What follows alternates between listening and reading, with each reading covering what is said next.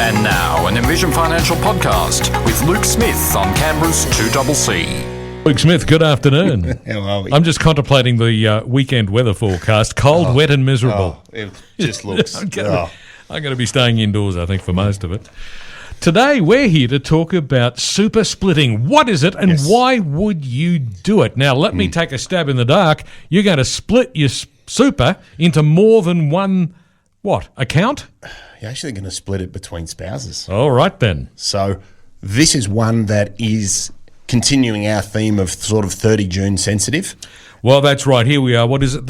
It's the 6th of June today, which is also Queensland Day and D-Day. And that also means we've got 24 days left until the end of the financial year. Yes, which is very frightening. And people need to keep in mind that the 30th is a Monday. So you're going to need to have things done very, very early this year because a lot of funds will be closing contributions probably the middle of that week, which would see you at 23, 24, 25. So be mindful of that. And this continues that theme of being prepared, and super splitting is legislation that allows you to move your super between spouses. Now, there are a range of reasons that you would do this, but I find it is probably one of the most misunderstood pieces of legislation. You are able to split 85%, which is the maximum you can split, of concessional contributions. Now, what is a concessional contribution? A concessional contribution is made up of one of the following things: superannuation guarantee from your employer, salary sacrifice through your employer to super, a personal deductible contribution where you've put in your own money and claimed a tax deduction, and they are the primary ways where taxed money goes into super, and you can split 85% of that type of contribution. You cannot split a non-concessional contribution. You can only split a taxable contribution. Now, if you put in, let's say, $100,000 because you haven't made any contributions in the last 5 years and you have room in your catch-up concessional space, yes, you could split $85,000 from your super to a spouse's super if it is strategically beneficial for you to do so. Why would you do it? It's a great thing to consider at the moment and is primarily used where you have married well. And if it was called the I married well legislation, 99% of people would know about it. Now, what do I mean by that? Let's say I'm 40 and let's say my wife is 50. It would make a lot of sense to be splitting my super to her because she's going to be able to be eligible 10 years sooner than I will. So where there's a large arbitrage between spouses' age, have a real good think about this because I'm yet to meet anybody, and I'm going to back the bus over most lads here, where he gets to 60 and goes, I'm retired, I'm taking a pension, great. And his partner, let's say his wife's 55 and she goes, I would love to work for another 5 years. I'm yet to ever hear that happen. She says, well, I'm done as well. So why would super splitting be great? In that example, if you're splitting 85% of your contributions to an older spouse and that older spouse reaches 60 and meets a condition of release, superannuation is open. You can take lump sums, you can take a tax-free pension, you can do a range of things. So think about super splitting as a way of future-proofing early retirement where you have an older spouse. Some other strategic benefits of using super splitting: if you're super splitting over to an older spouse and they meet a condition of release, it might be a great way to pull out tax-free money and pay off your mortgage. Might be a great way to tax-free payment to HEX for the kids, pay some uni fees. There's a range of reasons that you may want to access your money sooner. One of them might be that you don't want to work 5 days a week anymore because your partner's just retired. Now, if you've been super splitting to the older spouse and saved yourself, in that example, 10 years of having to wait for your super, what a wonderful way to go to 3 days a week so you can spend some more time together and still have access to capital and not have to change the way that you live or fund retirement. So super splitting is a wonderful strategy where there's a difference in age. It's a great way to bring forward access to pay off non-deductible debt. It's a great way to increase the balance of a super account where a pension could be commenced. It's also a great way to get the balance of your super down depending on the value you have in super at 30 June, which we've discussed in previous shows. The balance of your super under the total super balance limits will influence your ability to contribute in the next financial year. So if you're really close to a specific threshold, think about super splitting. Now, I get this one a lot, but if I super split, my spouse can't make a contribution. No. You must super split in the next financial year. Okay, really important. So you go to work tomorrow and say, hey, I'd like to super split, speak to your fund and say, I'd like to super split. What are you super splitting now? You're super splitting contributions to 30 June 2024. Now, if you don't split them before the 30th of June 2025, they're stuck in your account. So in July, people will be super splitting their contributions to 30 June 2025. So you've got to split retrospectively. And that's why we're talking about it now, because if you haven't split from last year, you still can. And you can move deductible contributions over. 85% is the max. Move it over into an older spouse's name. It doesn't cost you anything. It doesn't change anything. It doesn't preclude your spouse from making a contribution because, as I just said, it's split in the next financial year.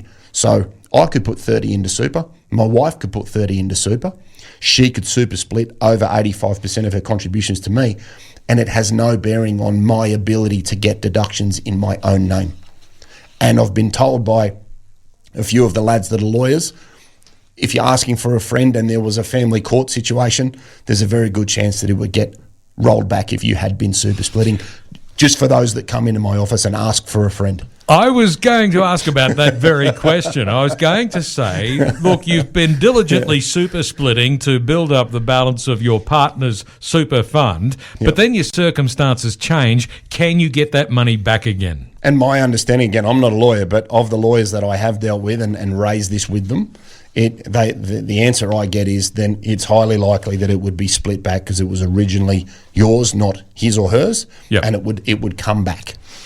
Well, that's a nice little piece of get some reassurance. Get some legal proper advice. Legal advice on that one. Yes, Correct. for sure. Exactly. But leaving aside issues of potential relationship bust-ups or other changes of circumstance, assuming that all is rosy on the home front, then you can move the money about in order to get those advantages. So here's another great strategy. So super split, super split, super split, and then if you both haven't retired, use transition to retirement to pay down non-deductible debt on the home.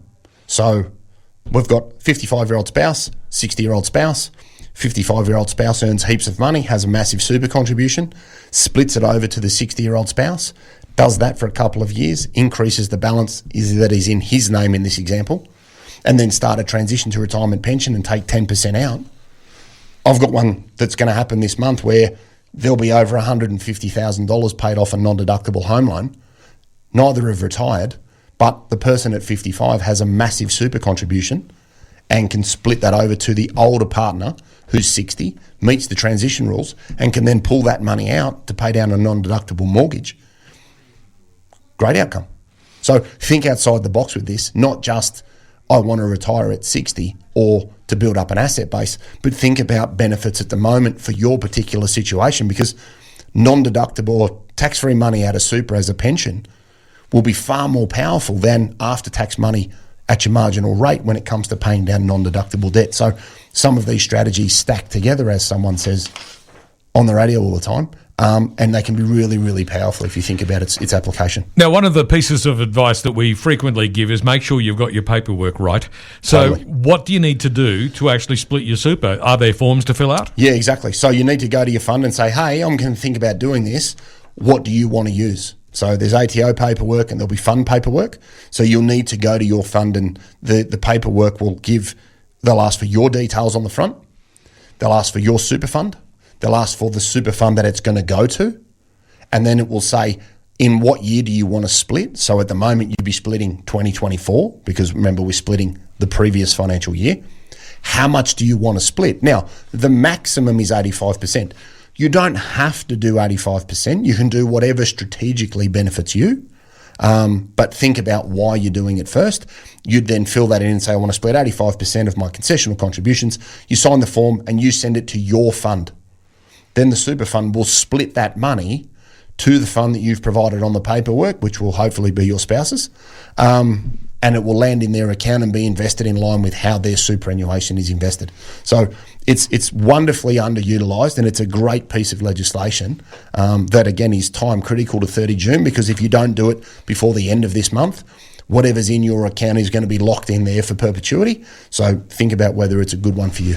Yes, and when you're filling out the paperwork, just double-check all the digits and the details so that it does end up in the right account. And don't leave it too late as well, because, again, depending on the fund that you're in, it can take some time to get processed. And I can assure you most funds will be inundated with contributions, pension payments, and all sorts of other admin issues this month, and they'll be bursting at the seams. So don't leave it too late. Yeah, it's certainly a busy time of year, and it's only going to get busier over the next 3.5 weeks as we approach the end of the financial year, and then we can draw a line under it and start all over again. Spot on. Indeed. 11 minutes to 5 now on 2CC. Luke Smith from Envision Financial is with me today, talking about super splitting, what it is and how you would do it and why you would do it. Covered a fair bit of territory today. So what do people need to remember? Yeah, so we just need to keep in mind that you can only split deductible or concessional contributions. It means the same. So salary sacrifice, personal deductible, or superannuation guarantee from work. Anything where a deduction has been charged on the contribution, you can split 85% maximum, and you split retrospectively. So you split in July for your contributions to 30 June. So if you were going to split tomorrow, you'd be splitting contributions to 30 June 2024. So if you want to split this year's contributions, you have to wait until July, because the super fund needs to balance its books, lodge all of its notices, and have everything done. Think about the application for your situation. Do I have an older spouse that I can bolster the balance of their super and free up the time that I will otherwise have to wait? And in that example before the ad break, we said if my partner's 60 and I'm 50 and I'm transferring money to their name, they're going to be able to access it sooner. It might be to let you reduce your work hours. It might be to let you retire. It might be to let the older spouse start a pension and pay off the mortgage on the house. No one's ever got upset about having more access to tax-free money over 60 should they wish to take it or use it. So it's a cumulative strategy that you need to do over time. It is not retrospective, okay? This is really important. Some of the super legislation lets you look back 5 years and catch it up. This is not. This is use it or lose it on an annual basis. So if you don't split by 30 June 2025, the contributions for 2024 are staying in your account. You then want to split next year's in July, great. I'd put a reminder in your iPhone, in your Android, however they do it, and have something come up July, super split to my lovely older spouse, and then get the paperwork in and lodge it with your fund. But you must do it every year. You can't go to the fund and say, hey, can I super split the last 5 years? And don't be worried that if you super split, you impact your partner's ability to make deductions up to the concessional limit. It does not affect them. They're individual contributions, they're individually split, and you can both have the best of both worlds and use it to get under total super balance limits. If you're right on the cusp of a certain threshold, think about super splitting and getting your balance down before 30 June, because that could open up more contribution doors from 1 July. And of course, 30 June is just 24 days away. So if you're planning on doing that this year, you need to move quickly and don't leave it to the last minute, because as you keep telling us, the super fund's going to need a few days just to process it. Oh, look, they'll need more than a few days with this one. Make sure you get your paperwork right. Make sure you get it in. Contact the fund. Make sure you can do it. Don't assume. Nothing good ever comes from an assumption. But no, be prepared. Do it for the right reasons, and remember that it's not cumulative. It's assessed on an annual basis, and you can't retrospectively do multiple years. So, make sure it's appropriate. Use it to your advantage, and think long term with this one, because it's really, really powerful. You might not think about it now at 48, but at 57, if you could save yourself 3 years of working, say less. Let's get it splitting. And we have it on good authority from our lawyer friends that if anything bad happens and you're asking for a friend, it would get moved back into your account if it got to that. Indeed. So where can listeners get more information? Yeah, so get some good legal advice from somewhere first. Then 6260-4749. We've got envisionfinancial.com.au on the internet. We've got the podcast, The Strategy Stacker. Luke Talks Money on iTunes and Spotify. And we've got Envision Financial Canberra on YouTube, where you can subscribe and have a back catalogue of all of the shows. And it's all in its own chapter in Smart Money Strategy, your ultimate guide to financial planning in all good, bad, and online bookstores. Absolutely. Luke Smith, thanks very much. See you next week. Luke Smith from Envision Financial back with us again at the same time next Friday afternoon between 4:30 and 5 to talk financial matters once again.